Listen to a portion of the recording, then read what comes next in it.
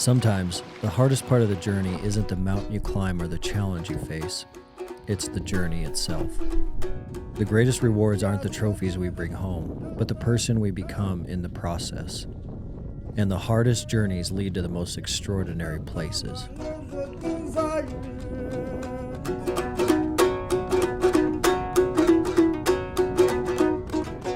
I'm Peter Howell.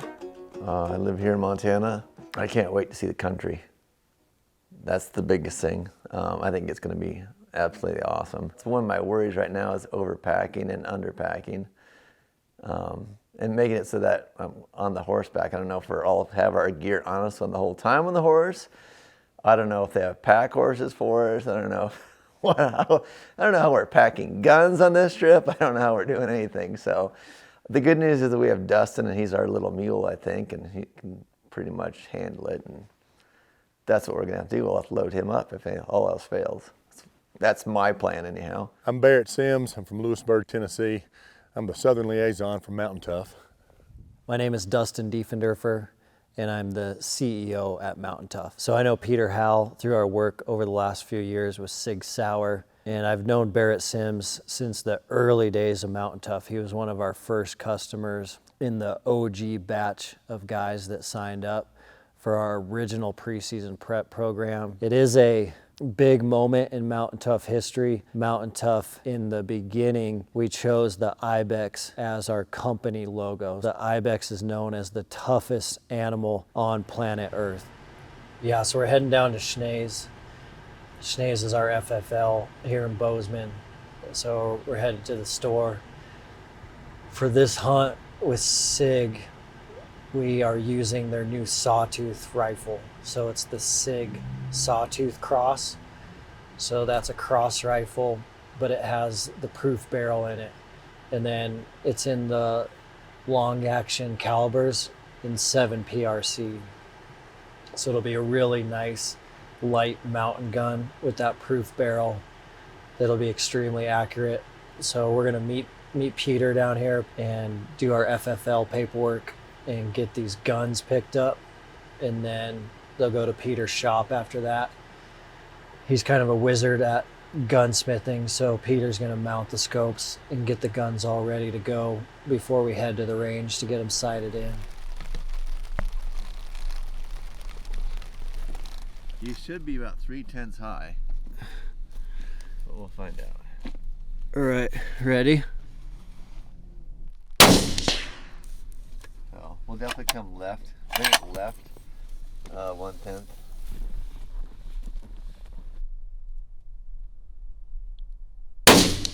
That was good.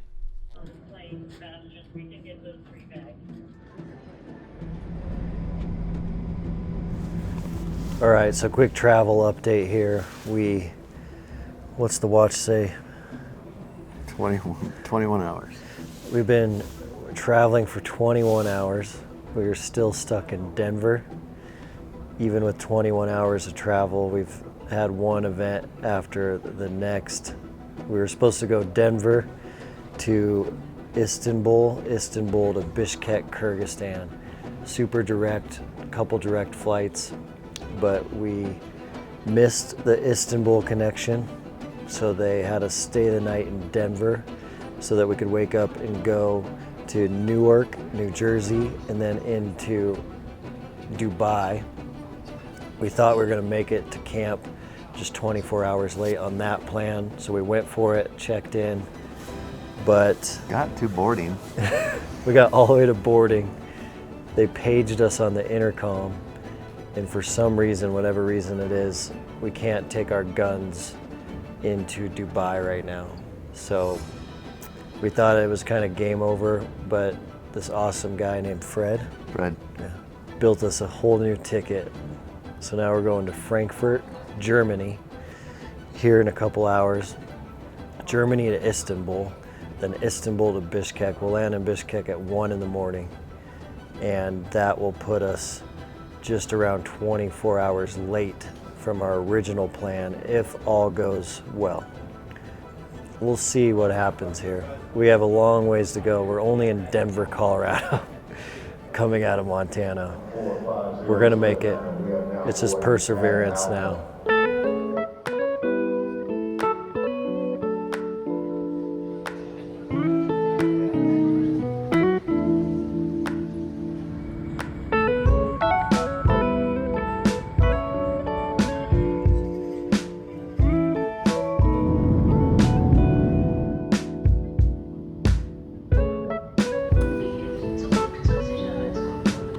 "34 hours, 51 minutes.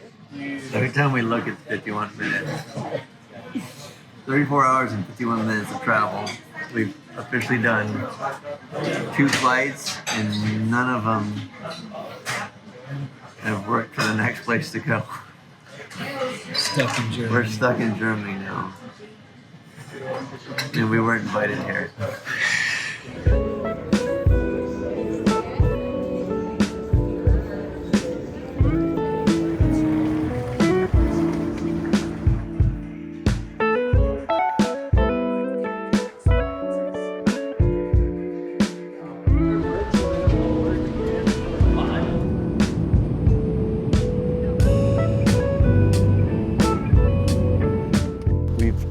Arrived in Kyrgyzstan now.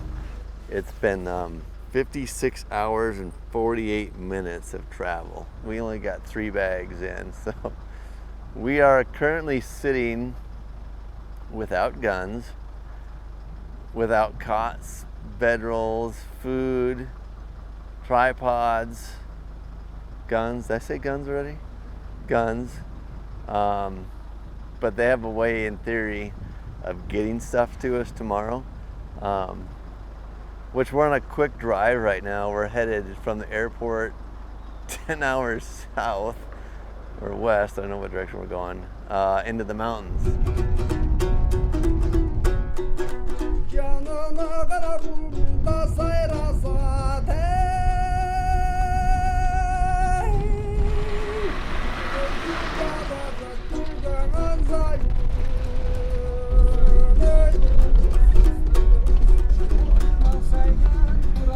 62 hours and 30 minutes. That's how long it took from leaving Bozeman, Montana, changing flights 17 times, losing all of our luggage, getting here and smelling fresh. Here we go. We have our guns, we got all our gear now, so we're gonna set up an awesome backcountry hunt deep in the wilderness. It should be awesome.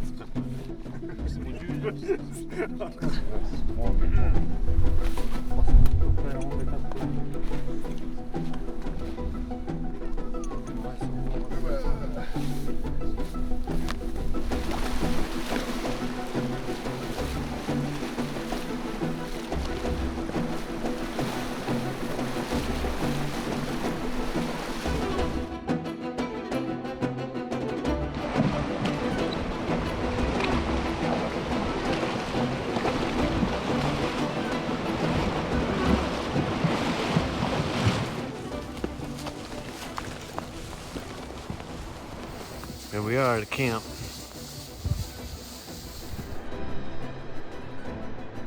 So we just did a 3.5 hour ride into a spike camp here.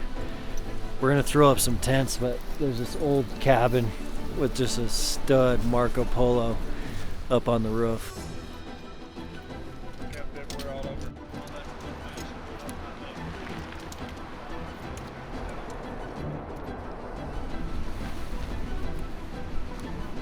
We just ate lunch and now we're gonna head up into this big shale basin and see what we can find tonight. I feel good about it. We know there's Ibex in this area. We have a sweet camp now. It should be awesome.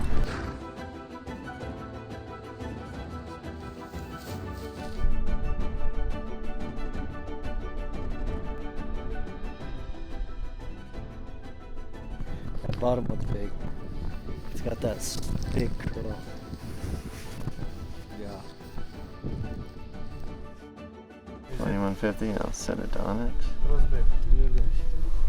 That's where he is. You on the spot? We can cut the distance 600 just to get a better look. That's an easy stalk too. Straight up that valley. Really easy stalk.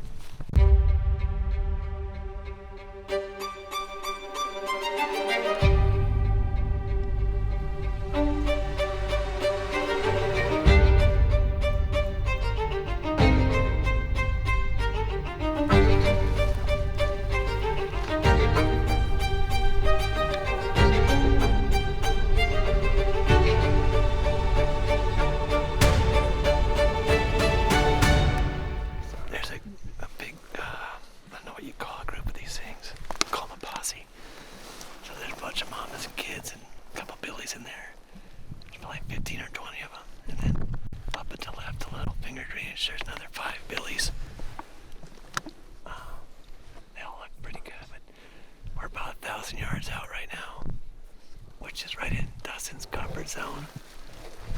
I need to be a little bit further, I think. Just kidding. I'm a 200-yard guy.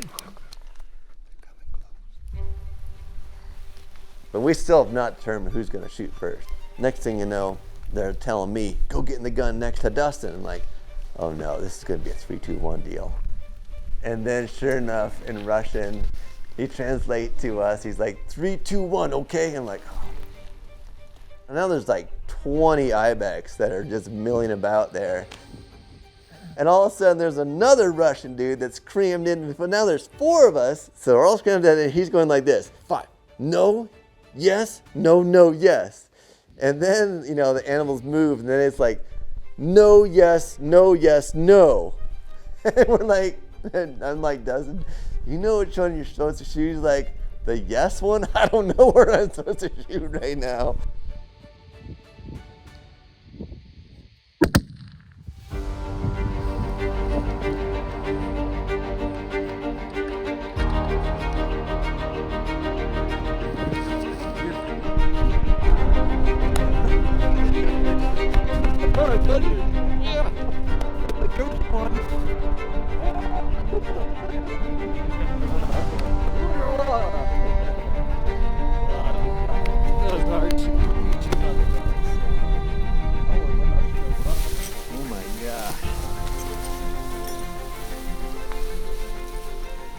Oh, we got Ibexes.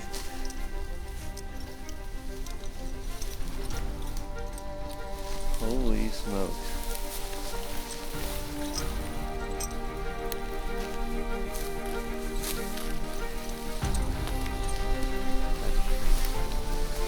He's a tank, brother. Oh, yeah. That's awesome. Look at those bumps.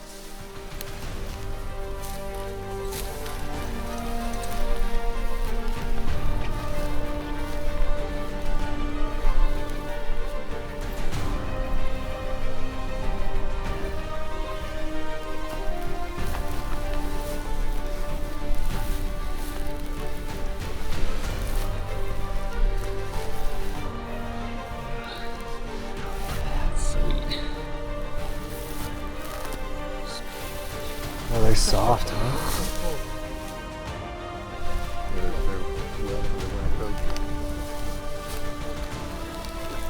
He is darker, huh? Mm-hmm. Girthy. Girthy.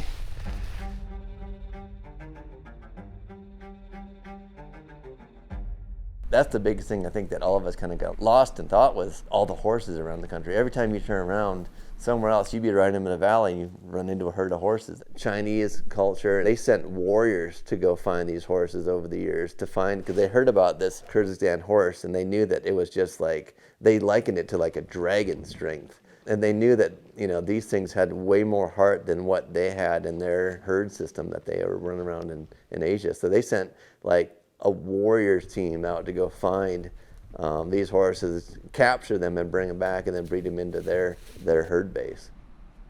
The horse over there made the civilization 100%. It's a nomad lifestyle, and from the day they were born to the day they died, they're on horseback. If you go in the culture, you can see it dives deeper into like when a husband gets married to his wife, he gives them a horse and they celebrate with horse meat, and it's passed down from generation to generation. We walked around, there's families riding on horseback, kids going to school on horseback, they're moving sheep, everything's done on horseback over there, still to this day, which is just seeing how an animal that is still a mainstream part of the society, I think it's pretty awesome.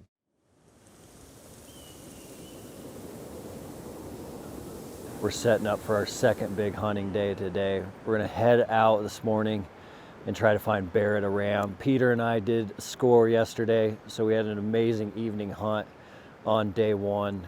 We got up into a big basin under some scree slides, and about 30 ibex fed into that basin. So we had to wait for them for a couple hours to feed into range. They fed into about 500 yards, and Peter and I were both able to connect on some really mature, older animals. Got them caped out last night in the dark, got all the meat off last night in the dark, and we got the heads and capes and the meat loaded up on horses, and then great night of sleep, and now we're heading out for day two, looking for a big one for Barrett.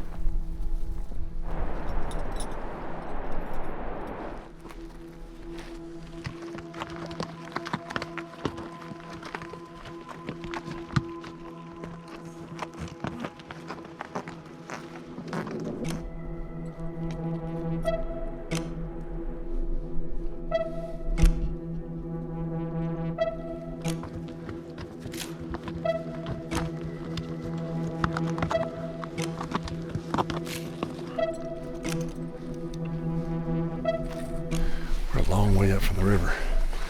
We've got a few that in a few different spots, but it looks like we've got one in somewhere we can get to, so we're gonna give it a go. I'm batting clean up here.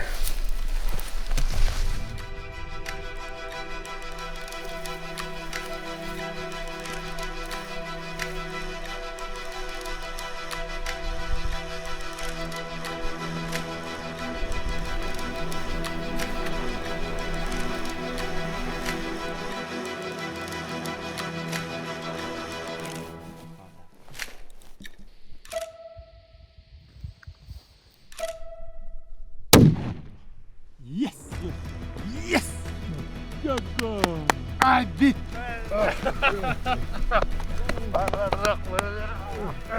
Yeah, big! Fire!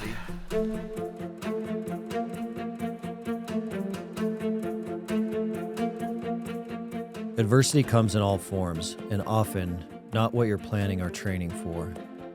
On this trip, it wasn't the elevation or the mountains that tested us as much as the endurance of international travel.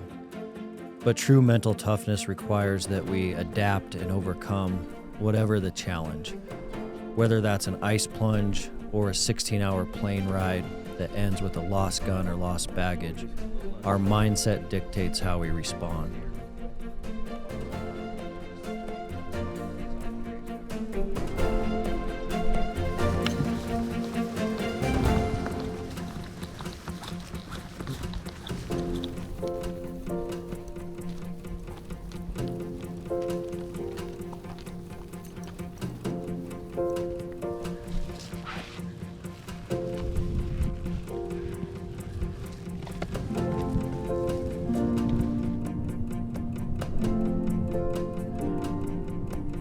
All right, we're loading out of camp, heading out of the backcountry back to the main camp. It's pretty insane. The guides are loading all our gear. We got the 3 Ibex, mine, Peter's, and Barrett's. So we have 3 heads, capes, meat, camping gear, packs, guides gear. We're trying to get it on all these horses. The loads are nuts. They're just tying slabs of meat on with rope, and we're gonna try to make it out of here. Hiya! Oh! Also! Arriba, arriba! I see gold in the air, in promise in the streams. You don't have to fly halfway around the world to experience an adventure like this. You can find adventure in your own backyard. But there are plenty of people that could do this type of trip. Why don't they? The adventure, travel, language barrier, they all push us out of our comfort zone and lead to a more fulfilling life. When when she calls. How come to her? I had a dream. I had a dream last night, burning down the city in my blues. I owe it all